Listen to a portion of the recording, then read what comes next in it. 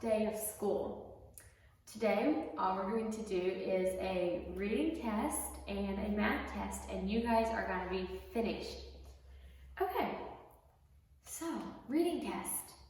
This is exciting, isn't it? I think we're all excited to be finished, and it's going to be good to get done. Okay, reading test. First of all, we're going to go over some review before we get started on our test. Okay, so which is more important? To play with your favorite toys or to share your things with others? Which of those two would be most important? Which one would be more important here? To be cheerful when you work or to do only the fun jobs? Okay, know or think. I will take a trip to the zoo next month. Is that know or is that think? I would take a trip to the zoo next month. Now remember, know is something, you only say you know something when you know for sure that it's going to happen.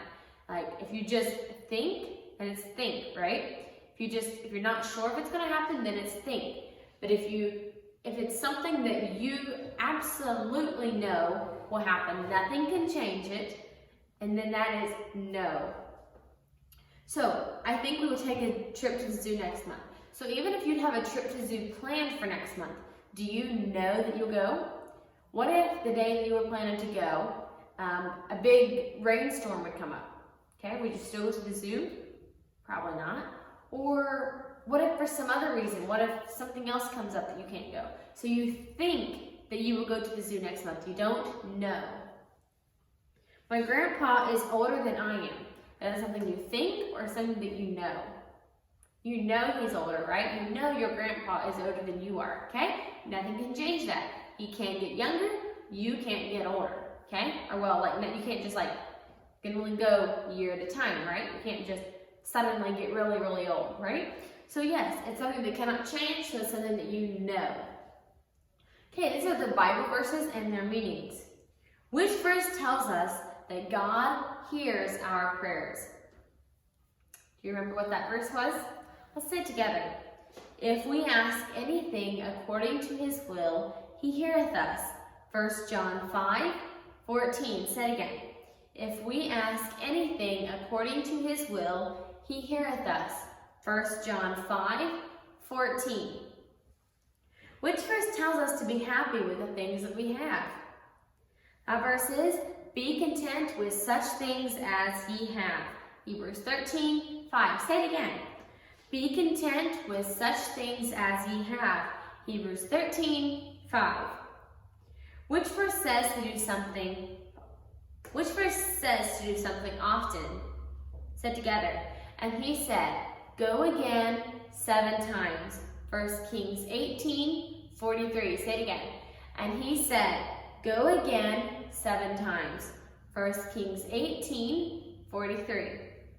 Which verse tells us to worship only the one true God?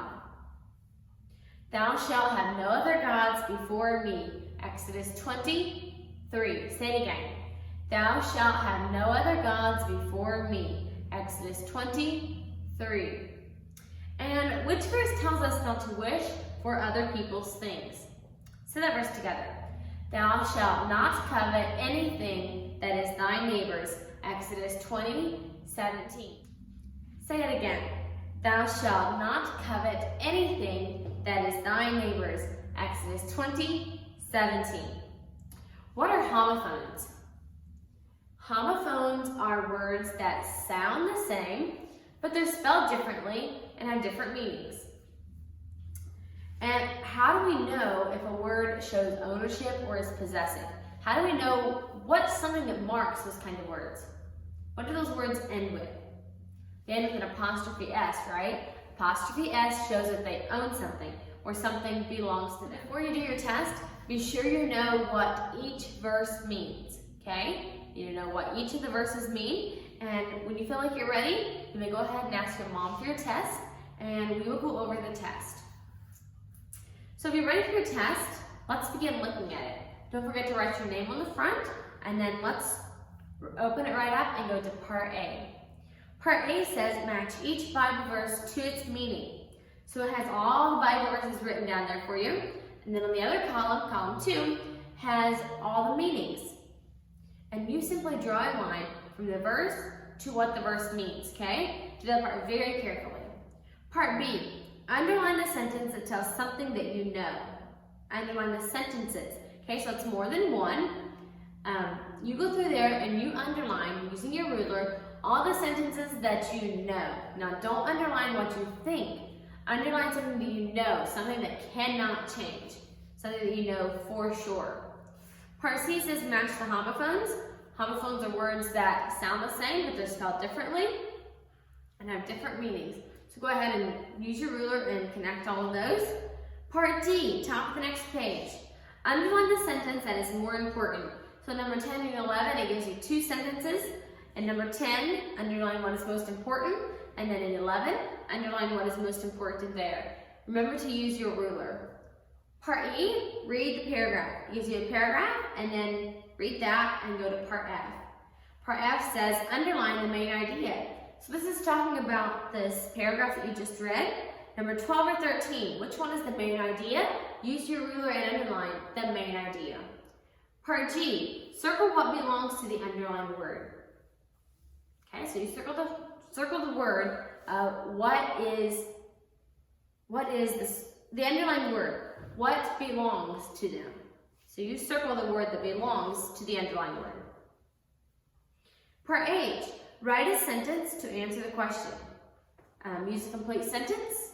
Begin it with what? What do you begin a sentence with? Begin it with a capital letter, end it with a period. Part I, underline the answer. So it gives you a little box to read there. Read the box, and then it says, how do we know Grace Shelley did not mind her new name? And you underline the correct answer. Check over your test carefully.